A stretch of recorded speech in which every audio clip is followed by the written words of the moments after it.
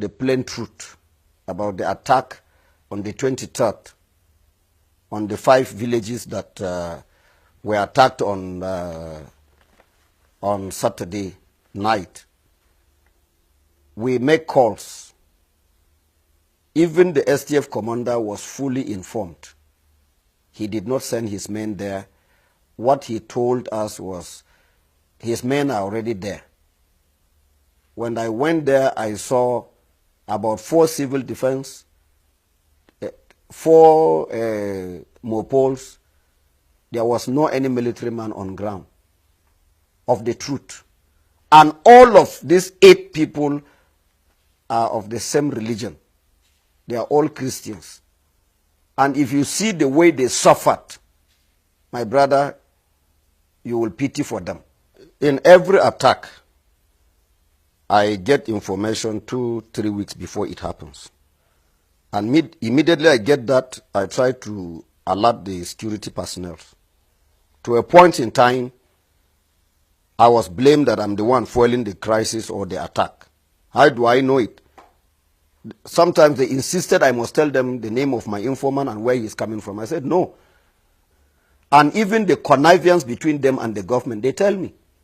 So when you put the message across, the government doesn't take it serious. And most especially this administration, the governor's aides doesn't even pick calls of anybody. Even yesterday night, I tried calling the governor on the attack going on Doroa. He didn't pick my call. So the missed call is there. He will not reply. Sometimes his PA will give you a message, noted, and it is gone. Even at the heat of the crisis. So you call the STF, their spokesman will tell you they are not aware, and it goes. And most especially, the attack is perpetrated by these military men. They aid them in carrying the attack. So we always give information before it happens.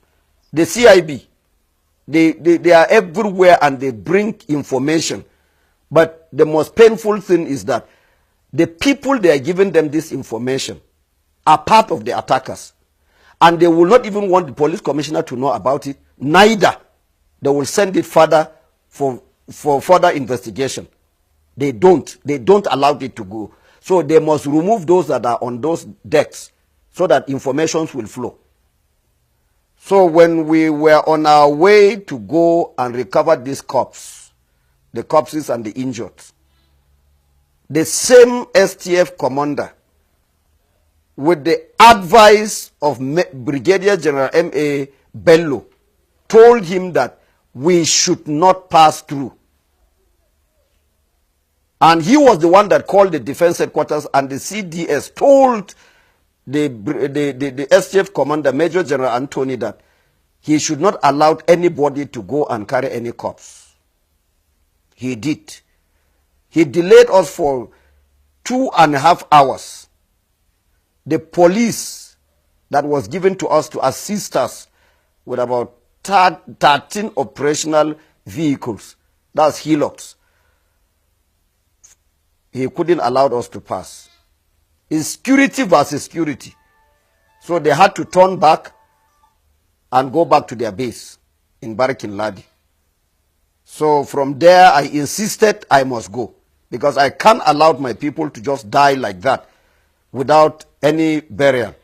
So I forced myself in with some few people with me, and we entered. Immediately we were approaching the villages. We started seeing the Fulanis grazing on the farm that is already being wheat and then planted. They were grazing on the farmland. We have the videotapes and everything. Then about 5 or 3 meters away, we started seeing some decomposed corpses in the bush along the roads. That was when we started piling these dead bodies.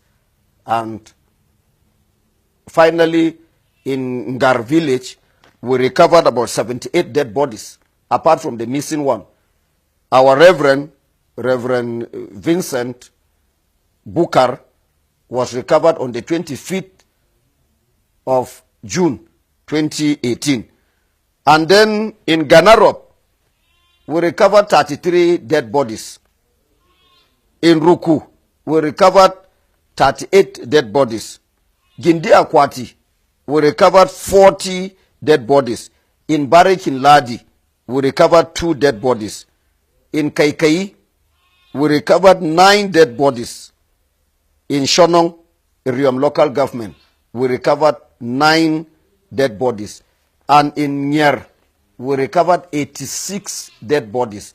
And all these villages, we have the names of those that were killed, even children of 2 months, 4 months, and 1 year were macheted. What kind of a human being is that? So some of them were supposed to survive because they didn't give them any helping hand to take them to any hospital or any clinic around. They died. That is from the information I got from the Hausa Fulani community there. So for that, the military, the STF completely, they did not give any helping hand to anybody. I'm saying this, I can defend this in any court of law. Well, the state governor, his lapses. So he doesn't care about what is happening to us. He is always in Abuja.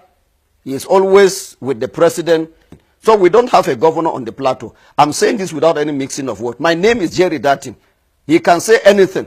We don't have a sitting governor on the plateau. He has no role to play.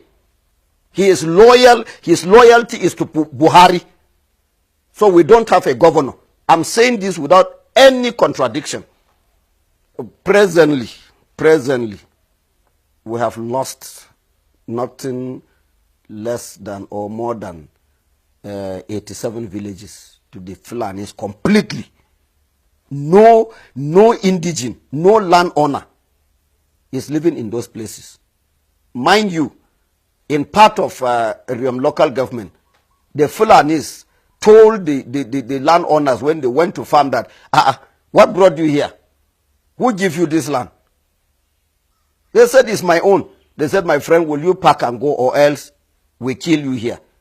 And the old man and his wife refused to go. They killed him. The same thing in Bokos. 9 villages raided. Up till now, no indigene has gone back to that place in Dafo.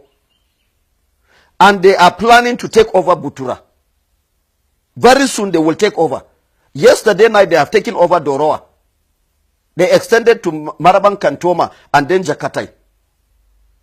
So if really the federal government wants peace, for us to live in peace, they should ask these Fulanis to vacate those villages that has been taken over by them with immediate effect. If they really want us to live in peace, they should ask the Fulani to vacate all these places that they have occupied, that it has become their territory. We have one traditional ruler who is taking care of us, who is our voice, is Aku Uka of Ukari. But the rest, we don't have traditional rulers. I will say this without any mixing of words. Reason is because they have been politicized.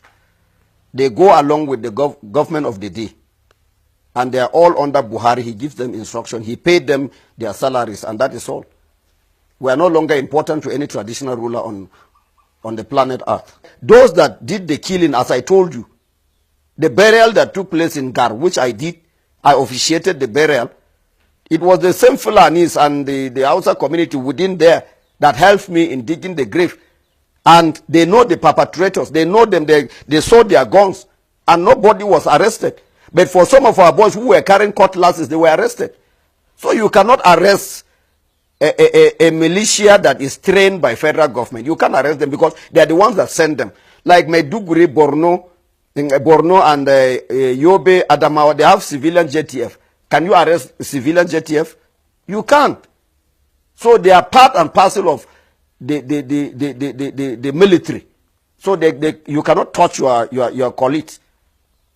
But the soldiers can arrest, they can harass police, but they cannot harass the Fulanis. Everybody knows that the military are part of the problem. If they remove security, if they remove the STF or JTF, wherever they are today in this country, we will live in peace. Some of the security agencies, they were the ones that reliably informed us because they loaded these things in their presence.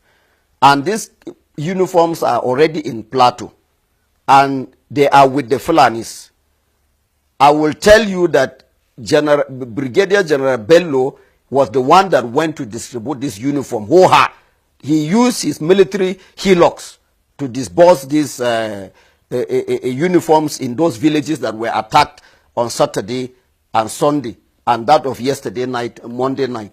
So General Bello is fully aware. If he can be arrested and then questioned, he will tell them where he kept the uniform and how he distributed them. Whenever they come, any commander that come here, he is coming to make his billions and go away. The Fulanis are giving them cows. I remember what do you call it? My contact with T.C. Ude, General T.C. Ude. He detained me for 5 weeks. He collected cows from the Fulanis. The day he moved the cows from Plateau to his village, that was the day I made my call, and he was retired. Voluntarily, by force. The same thing all of them are doing. They will tell you they are Christians. General Anthony is speaking with the Sultan. He takes directive from Sultan direct. Because Bello is here on a mission.